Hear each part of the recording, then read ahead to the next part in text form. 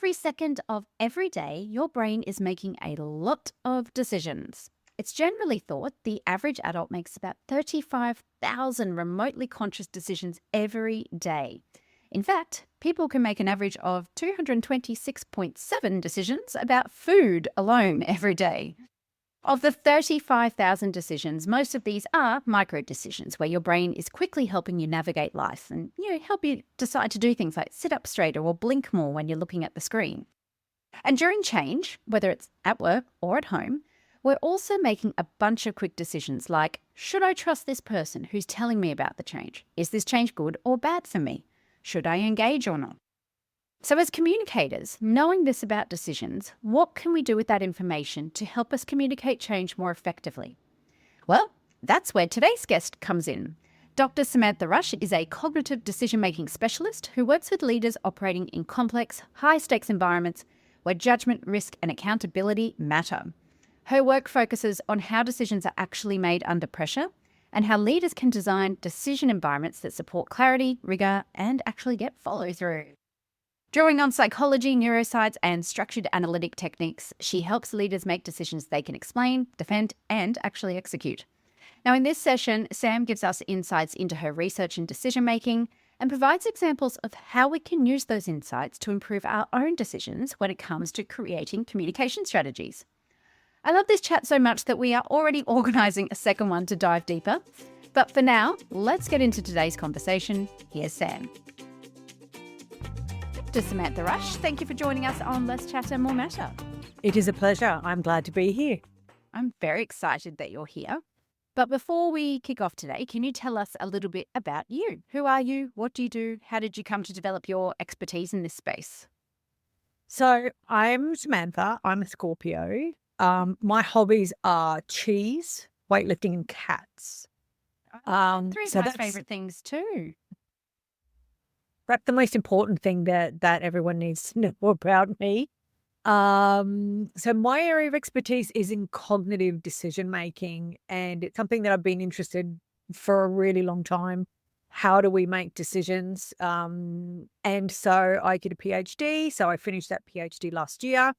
And I will tell you a little bit more about my PhD. I think you've got a couple of questions about that specifically. But how did I come into it? Well, I'm a curious person. You know what? This is it. I like knowing how stuff works. And I think inside the human mind is the ultimate black box. Nobody gets a manual for it. We don't know how it works. Everyone's is slightly different, but it's a fascinating place to be. Sometimes scary, but a fascinating place to be. I love that. And I mean, obviously, you weren't always looking into decision making. So, what in your career path, I guess, kind of led you to that? I did a psychology degree years ago. So my undergrad was in international business, and then I did psychology later in life as a mature age student. And I finished that back in 2011. So I did my psychology degree and psychology honors, and then I went straight into an MBA. My career's been all over the shop, a lot of time in financial services, but I've done some other stuff as well in things like transport, software development, infrastructure, and I've done lots of different kind of things. So I'm definitely a curious person. So I worked in learning and development. I was in learning and development for a long time, actually. And then I was in kind of like an audit function, and then product and strategy and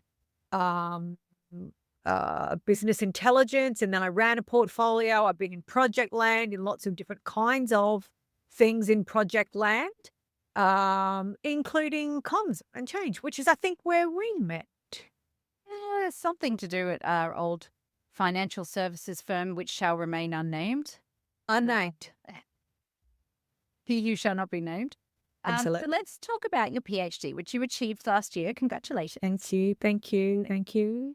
5 years of hard work, finally got that piece of paper, which huge achievement. But can you tell us a bit about what you explored and what you found through that research? I would love to. About 10 years ago it is this year, because of the work that I was doing in business intelligence, I started hanging out with intelligence people. So there's a professional association for intelligence people in Australia. And it's any kind of intelligence. So yes, there's the secret squirrel stuff, and there's like people in business intelligence, and there's people like the tax office. So like a real spectrum of people who work anything with intelligence, which is about collecting information, having a look at what you've got, trying to make some kind of recommendations to support decision making. That's essentially what intelligence is. And so I started to learn about and get exposure to some of the tools and techniques that they use in intelligence. And I just thought to myself, so many teams that I've worked with, I've just wanted to stab a whole lot of people because it's been really hard. And I thought to myself, if I'd had access to these tools and techniques back in those times, I think we would have ended up in a different place. And so I started getting really curious about how might we be able to take some of these tools and techniques and use them more in the private sector, because they're not. Unless you're someone who's from, the military or intelligence and you've moved into the private sector, we wouldn't use these. And so I started thinking about those, and I found a lot of research that was already about out there about these techniques and whether they worked. Did they actually do what it says on the box? What I couldn't find was anything around, do people actually want to use these? So that idea of acceptability then became the focus of my PhD.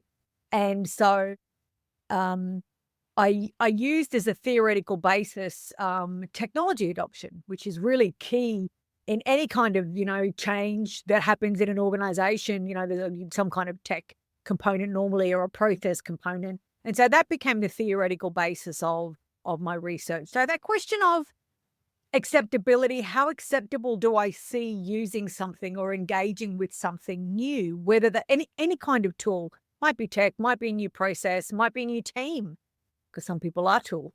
But it's really about the micro decisions that all of us humans make well ahead of adopting any kind of change. So first comes, how do I see this? Is this acceptable or not? Then the next thing that happens is, what do I intend to do with this? Do I intend to do with it what I've been asked to do with it? And then the next thing is, I adopt it. So it's actually like a precursor to any kind of change. So I looked at what influences how acceptable someone sees something. So I looked at context, and I looked at personality, and I looked at psychological safety. And certainly what I found was all of those things were significant contributors to how acceptable do I see something. So I suppose, what did I learn? The too long didn't read version, the TLDR version of what I found is that how a person sees a change or something new will really be determined by, how do I think doing that will impact how other people see me? So self-image. What kind of reputational impact or risk could it have? So really, it's all about the emotion. How might this make me look? How might this make me feel? And that is really what drives how acceptable someone sees something. So from a comms perspective, what that means is, if you're focusing on logic in your message, yeah, that's not going to cut it. So that's profound. That's really interesting. And Thank so, you. again, I want to take this back to, let's apply it to a business context, so change Yep. and comms. Yep. If we are, a lot of the standard, I guess, approaches to change, and like you just touched on, it's logic. Here's the benefits. This is why you should do it. And I'm always banging on about, what's the no, feel, do. Like, we're always good at the no, we're pretty good at the do. The feel part is where we start to see it all unravel. How do you apply this idea of creating something that's more acceptable to somebody to a change project? I think what's at the core of it is fear. We fear new things. We don't like them. And especially where we think there's going to be an impact to us and our position in the organization, how people see us, our status. And really what's at the core of that is psychological safety. So what I found, yes, context makes a big difference. Yes, personality will make a big difference depending on, the extent to which, each of the big 5 traits you have. You can't necessarily know all of that, and you can't control all of that. But what you can do in anything is try and make whatever it is that you're doing as psychologically safe as possible. So, some examples of what you could do in any kind of change like that: i- timing your comms, timing it for when people are likely to have the lowest cognitive load. Because if their cognitive load is low, then their psychological safety is likely to be higher. So if you're making sure that any comms you're sending at a time when people aren't feeling like, well, you're never going to know for sure, but like 80-20, people aren't going to be stressed to the eyeballs. When's a time of day when it's generally quiet in your organization? Like, for example, if you have no meeting Fridays and, Friday morning at 8:30 is normally a pretty quiet time, that might be a really good time to send some comms where people actually have the space and the cognitive load to be able to read it with the lowest amount of fear. I think also normalizing mixed reactions is another one. Like, it's okay. It's okay for different people are going to feel differently, and that's okay. And I think another thing that can be done in comms to improve psychological safety is really honestly call out pros and cons because of our bias and our suspicion that we have, and also our dislike of ambiguity. If something's sold as this is super awesome and there's going to be all these cool things and no negative things, like everything's cool, we're going to sit there going, what are they hiding? They're hiding something from us. And then that fear response is going to, come up. So I think that's just a couple of things that can be really helpful to try and improve psychological safety in workplaces and comms. Those are really good examples. Thank you. And one of the other things I think that I often talk about too is talk about what's not changing as well as what is changing. Because, absolutely. like you said, people have this fear response. They have a fear response to uncertainty. Sometimes you need to go like, yes, that's changing, but all this stuff over here stays the same. So you can anchor people to that. Yeah. And again, like you talked about, that threat to status potentially. Well, actually, that's okay. You're going to be all right because all this other stuff stays the same. And I think too often particularly in organizations where there is so much change going on, all we do is talk about the change. Yes. And the benefits instead of going, there's going to be hard times and we're going to have teething issues and, inspect that. And also, but don't forget all this stuff over here isn't changing. So, and I think we also have a tendency. We also have a tendency where there is transformation is to talk about it in really, really big terms. This is going to be so transformational and it's going to change the way we do everything, but the changes are going to be too big. And so people are kind of like, I'm sorry, what? So it's going to be transformational, but it's not going to be big. Like something's not making sense there. So I think that how we frame whatever it is that we're working on and the messages we're sending, we have to make sure that they align. Yeah. And also, and this is probably more of an aside and more of a bugbear for me, is when organizations talk about transformation. It's like, is this actually transformation? Or is it you just... It's a buzzword, isn't it? Yeah. Or actually, it's just a new system. It's not actually transforming anything. So yeah, it's interesting how that use. And that changes. I remember a time at an unspoken organization that I worked for, restructures weren't called restructures anymore. They just slapped a new label on it so that people would be seeing it as it's another restructure. So, I wonder if kind of transformation will get to that point where actually we don't call it that anymore. We stick a new label on it. Oh, yes. Yeah. And the problem is too, when you do stick a new label on it, people see through it. They're not stupid. Of course they do. And so, and so then your credibility then goes down the drain. I remember one particular instance, again, the organization shall not be named, but I believe it was called the Business Improvement Program, which is basically cost cutting and restructuring. And it became vernacular to say you've been bipped, BIP, you've been bipped. Yeah. I remember that. Yes, I think you would. Yes. And again, the whole credibility of the whole exercise just starts to erode when people start turning it into a joke. Yeah, totally. Because it feels like you're trying to pull the wool over my eyes. And correct. And if you want people to change, you've got to trust you. And people are savvy. People are savvy to it. It's often not their first. It's not their first rodeo. They've heard this before. They've felt this before. And you're right. I think when someone clocks hang on. Something's going on here behind the scenes, and then all of the credibility. And then what does that do to psychological safety when you feel like someone is trying to pull the wool over your eyes? Yes. It's so bad. Anyway, we digress somewhat. We do digress. Digression. It was so fun, digression. I'm sure many of our listeners are sitting there going, oh my God, yes. But I want to move back into more of that decision-making world. Sure. And alignment to a decision, because that's the key to get anything done in an organization, right? Like all the senior leaders, they all nod and smile. Yes, we agree. And then off they go behind the scenes and don't stick to that decision at all. How do we get leaders to make a decision and stick to it?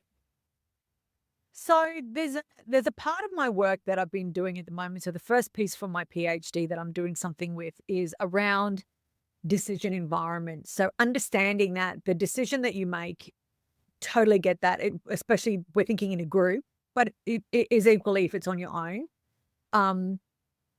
Yes, you make a decision, but what influences where you come to, as well as the experience you have, will depend on the relationships, will depend on how you're thinking, and will also depend on the processes that you're following. So I've got a framework that includes those three elements and 10 dimensions. So relationships being things like, how much psychological safety do we have in the room? What are the interpersonal dynamics like? Like, can we have a robust conversation and still be friends?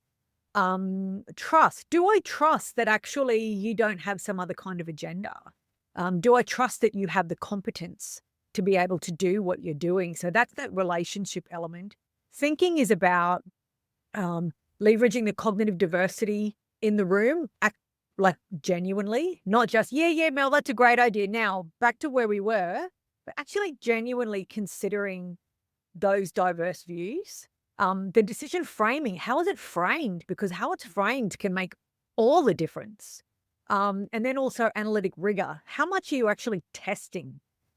Like where it is that you're thinking? How much are you trying to push the boundary of whatever, assumptions people have, or whatever is the first solution that we've come up with? So that's the thinking element. And then the third one is around the processes. So what's our process discipline when it comes to making decisions? How much strategic alignment do we actually have? Is what we're doing and discussing, how does that align with what we're trying to achieve overall as an organization? Accountability and follow through. So to what extent do we actually hold people and ourselves accountable? And the last piece is around cognitive load. And actually, do we have the cognitive mental capacity to be able to make decisions right now? Because if everyone is spending 7.5 hours a day in meetings, going from meeting to meeting to meeting to meeting, and then, just after lunch, you've got a massive decision you need for them to make, they are not going to be able to do a good job at that. So I've got a diagnostic that helps you be able to get views and perspectives from each of the people who are in that decision-making forum or team. What do they think is happening across each of those dimensions? And then when you sit back and you look at the aggregate view, you can actually see what does the decision environment look like, because there are subtle differences because we're all different people with different baggage and perspectives and personalities. So if you know where the decision-making strengths are within the group from an environment perspective and where their opportunities are, then you can put some scaffolding in place to help with the decision-making around whatever are the areas that need to be scaffolded. Certainly in the data that I have so far from the people who have taken the diagnostic, the key opportunities are in analytic rigor and accountability, and cognitive load is number 3. So that's what most people are dealing with. Yeah, and it's certainly, let's just say it's not unfamiliar. So, yeah. Absolutely not. And that's across different kinds of organizations, different kind of industries, board versus executive level. It's across the board. So, I think that, a quick answer to your question of how do we get alignment is don't trust your brain to do it by itself, because your brain has got other stuff going on. Scaffold it as much as you can, your thinking and your action. Short answer. I love it. I love a short answer, but I also like your long answer. So that's good. Hey, there you go. Now, one last question on this topic. As professional communicators or change managers, who are most of the people who listen to this podcast, we are often briefing leaders and we're trying to get them to make a decision. So we'll say, here's 3 options we could use for this campaign, or, here's a business decision that you need to make so that we can make other decisions. What communication techniques could we be using in these situations to give us the best chance of success, to actually get the decision made, but also maybe the decision made that we want made of the 3 options we might present? Love it. And you've actually already referenced the answer, Mel, and is to focus on the feels. So I'm not talking feels in your comms. I'm talking how do I understand the person I'm trying to convince, let's just call it. How do I use emotion, and how do I make sure that I've done what I can to build trust? So I've got a great tool that I developed to help you understand your audience, and there's 4 different levels of understanding. And the more critical the decision, the deeper you should go in understanding your audience and what drives them, what moves them, where are they, how much do I need to be able to convince this person? And it can help you pick the right frame to work out what's the right framing based on what I want them to do. So what do you want them to do is the key question. And what emotion do I need them to feel so that they do that? That's a whole other chat. I run like an entire day's workshop on how to do that. Like what's the action you need them to do? What's the neurotransmitter you need them to experience and release? So therefore, what emotion do you need them to be able to feel?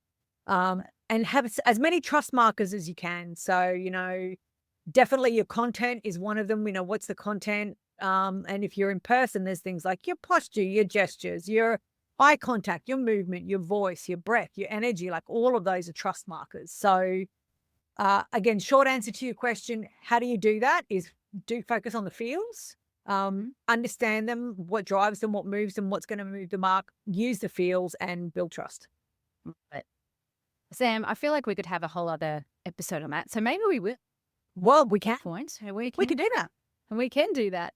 But until then, obviously there's a lot for our listeners to unpack even just from this chat. So I reckon we schedule another one. We dive deeper into that cool last little section you talked about there, because that was really happy cool. to. But we are at that time of the episode where we ask our guests 3 questions. Are you ready for those? I'm ready. Bring it on. All right. What is an unexpected or left of field way you've learned a valuable lesson about communication? Through making mistakes. I'm sure that's not a unique perspective. There was an instance specifically that I'm thinking about where I was told to communicate a certain message. And it was very close to the wire of me having to communicate it. And I did not have enough time to prepare and deliver it in the best way possible. That was really well thought out and yet authentic. And it did not go well at all. And I still think about that. And that is 14 years later. Wow. But what did you learn? I learned that the way that I communicate and what I have to communicate has to be from me. Because otherwise I will sit there and do the blame of that. Well, that didn't work because of that. But actually that's not the case at all. I'm just the messenger. Yeah. No. I made the choice to deliver that message in the way that I was told. And that was, part, the context that I was in and who was giving me the message and telling me to communicate it. But it wasn't my message from me. So that's what I've learned. Yeah. That's a really good lesson. And it's one I wish others would learn as well. Next question. What is a book or podcast you love and would recommend to our listeners? Okay. Well, Marvelous Women, the podcast, of course, I'm going to say that. It is the joy of my life doing that podcast. And I think you're like episode 4 or 5. Yeah, really bad. Yeah, it was very early on. Best podcast ever, of course. And I also wanted to share a book that I've read recently and have just been all over. And I think that your audience would also like that. This is it here.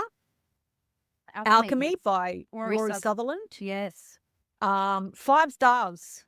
for that. Yeah. Absolutely 5 stars. So it's about thinking differently in the way that we communicate. So Rory Sutherland has an advertising background. So some of his perspectives are really, really interesting. It's an extremely thought-provoking book. I'd give it 6 stars if I could. I totally agree. And anytime I've heard him interviewed, he pops up occasionally on podcasts like Uncensored CMO or Yeah. Behavioral Science for Brands. His view on the world is just so different to everybody Amazing. else's, but such a smart individual too. So Super every smart. podcast he's on goes on forever because you can't shut him up. But Yeah, but every why would you point- want to? His thought is gold. Okay, last question for today. If you could wave your magic wand and change one thing about communication at work, what would it be? So my magic wand would change the way that we think about what it is that we're communicating. So focus more on the communicatee and less on the communicator. Yes. That might sound funny, but because of our human nature and cognitive biases that we have, which there are hundreds of cognitive biases that we think that everyone's like us, that everyone knows what we know, and that everyone will agree with our perspective because that's the way that we're wired. But that's not the case. So if we write comms on the basis of what we think is sensible and common sense and persuasive, I can tell you 80% of the time it won't be because everyone's different. So focus on the audience, not on you. Love it. Great words to live by. Well, Dr. Samantha Rush, if our audience members wanted to find out more about you and connect with you, how could they do that? So they can do that on LinkedIn, Samantha Rush. My website is www.samantharush.com. I'm also available on that. They're probably the best ways. Yeah, great. And we'll be seeing you in a few weeks' time at Rethink Change in Sydney as well. I will be there sharing my message about acceptability and the importance of it. I can't wait to see you in action again. Likewise. Thank you so much for coming along to Less Chat and More Matter today. It is an absolute pleasure. Thanks for having me.